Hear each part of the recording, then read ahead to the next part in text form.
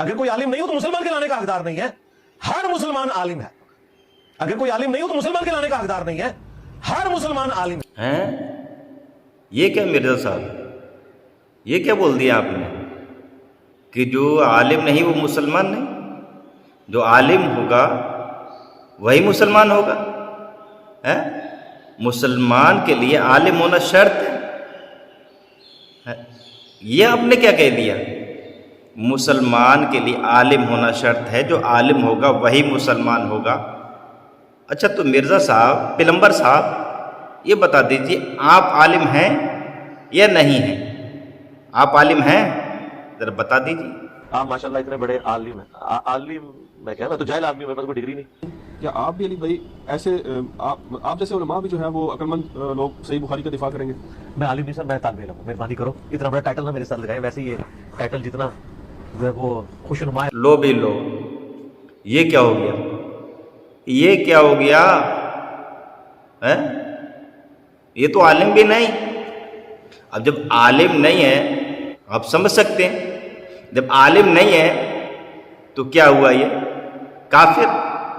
کیوں؟ میں نہیں کہہ رہا ہوں، مجھ پر الزام مت دیجیے گا، میں نہیں کہہ رہا ہوں، خود مرزا صاحب نے کہا ہے، پلمبر صاحب نے خود کہا ہے کہ اتنا بڑا ٹائٹل میرے ساتھ مت لگا، میں عالم نہیں.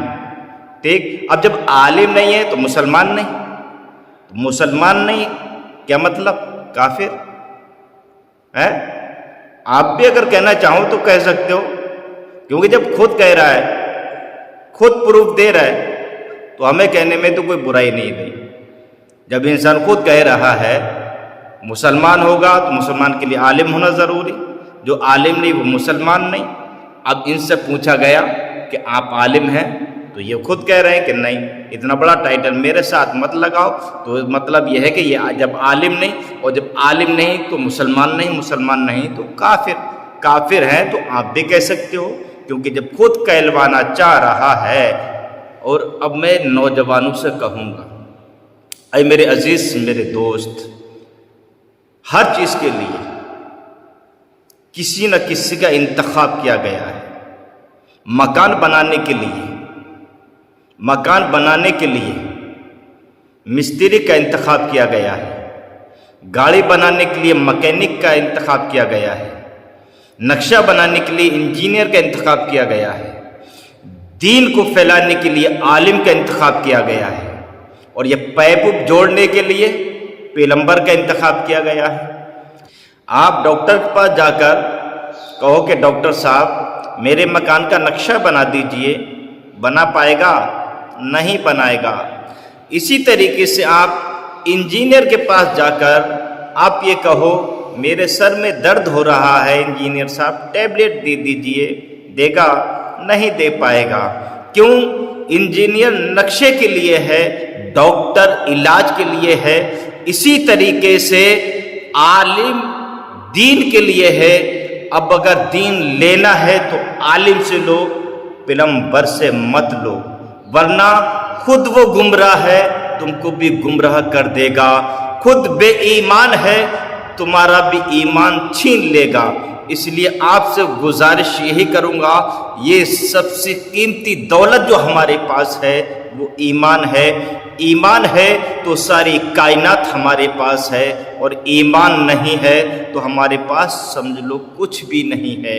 یہ یاد رکھیے گا. اس لیے اپنے ایمان کی حفاظت کرنا آپ کی ذمہ داری ہے. ایمان کی حفاظت کرو، ورنہ پتہ بھی نہیں چلے گا کہ ایمان کیسے نکل گیا، کہاں چلا گیا. حضرات، ابھی آپ نے 2 کلپ پیش کی، میں نے آپ کو سنوائی.